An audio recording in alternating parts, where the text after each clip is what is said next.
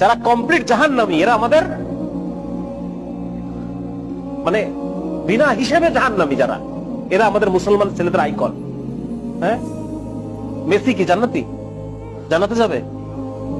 Messi যদি এখন এই অবস্থায় মারা যায় তাহলে ও কিভাবে আমার আইকন হয়? আমি ওর নামের লেখা টি শার্ট পরে কিভাবে ঘুরি? তার প্রতি আমার ভালোবাসা কিভাবে জন্মায়? কিভাবে জন্মায়? আমি তো মুসলমানের সন্তান। আমার আইডল হওয়ার কথা ছিল মুহাম্মদ রাসূলুল্লাহ সাল্লাল্লাহু আলাইহি ওয়াসাল্লাম। আমার আইডল হওয়ার কথা ছিল আবু বকর, ওমর, খালিদ ইবনে ওয়ালিদ, মুহাম্মদ বিন কাসিম, হ্যাঁ, মাহমুদ গজনবী, এরা আমাদের আইডল হওয়ার কথা ছিল। আজকে আমাদের আইডল কারা? যারা বিনা হিসেবে জাহান্নামী।